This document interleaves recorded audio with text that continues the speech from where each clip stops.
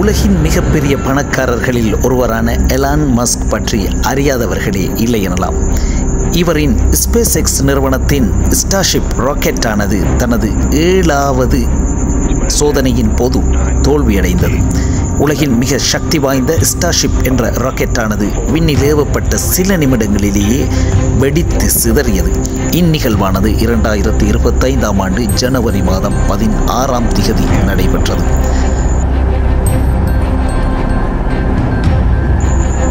செவ்வாய் கிரகத்துக்கு மனிதர்களை கொண்டு செல்லும் திட்டத்தில் எலான் மஸ்கின் ஸ்பேஸ் எக்ஸ் நிறுவனம் தீவிரமாக பணியாற்றி வருகின்றது. அதன் அடிப்படையில் இதுவரையில் நாசா உள்ளிட்ட நிறுவனங்களில் கூட இல்லாத சக்தி வாய்ந்த ஸ்டார்ஷிப் என்கிற ராக்கெட்டை உருவாக்கியுள்ளது. இந்த ராக்கெட்டை வைத்து படிப்படியாக சோதனையை மேற்கொண்டு வருகிறது ஸ்பேஸ் எக்ஸ் நிறுவனம். அதன் அடிப்படையில் இத்திட்டத்தின் 7வது சோதனையாக பூமியின் சுற்றுப்பாதையில் பெரிய அளவிலான போலியான செயற்கைக்கோள்களை நிலைநிறுத்தும் முயற்சியில் இறங்கியது. 2025 ஜனவரி மாதம் 16ஆம் திகதி அமெரிக்காவில் இருந்து ஏவப்பட்ட இந்த ராக்கெட் எதிர்பாராத விதமாக தனது கட்டுப்பாட்டை இழந்து வெடித்து சிதறியது.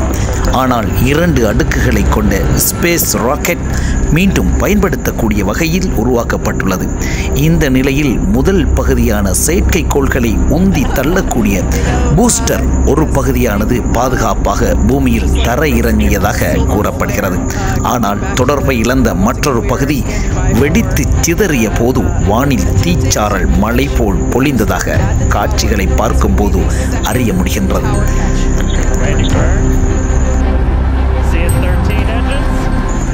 ஸ்பேஸ் எக்ஸின் ஸ்டார்ஷிப் ராக்கெட் அதன் 7வது சோதனை பயணத்தில் விண்ணில் பாய்ந்த சில நிமிடங்களிலேயே வெடித்ததாகவும், இந்த விபத்தினால் மெக்சிகோ வளைகுடா கடற்பகுதியில் பயணிக்கும் விமானங்கள் ராக்கெட் உதிரிப்பாகங்கள் விழுவதை தவிர்ப்பதற்காக அதன் பாதையை மாற்ற வேண்டிய கட்டாயம் ஏற்பட்டது என்றும் தகவல்கள் தெரிவிக்கின்றன.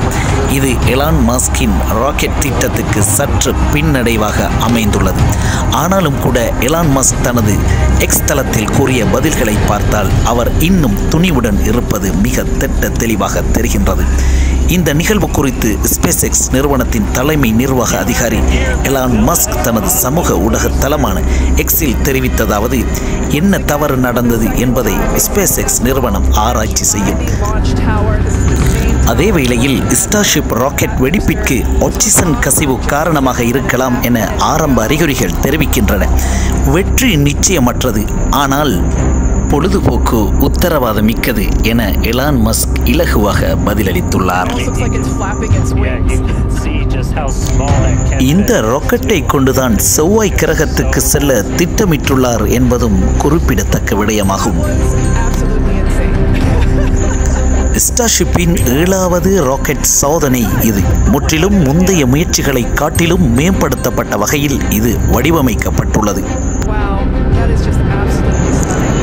இந்த சோதனையின் போது ராக்கெட்டின் பூஸ்டர் பத்திரமாக பூமிக்கு திரும்பியது. இவ்வாறாக ராக்கெட் பூஸ்டரை ஸ்பேஸ் எக்ஸ் நிறுவனம் பத்திரமாக பற்றி பிடிப்பது இது 2வது முறையாகும். கடந்த அக்டோபரில் முதல் முறையாக அதை செய்து காட்டியது. அப்போது உலகமே அதை வியந்து பார்த்தது.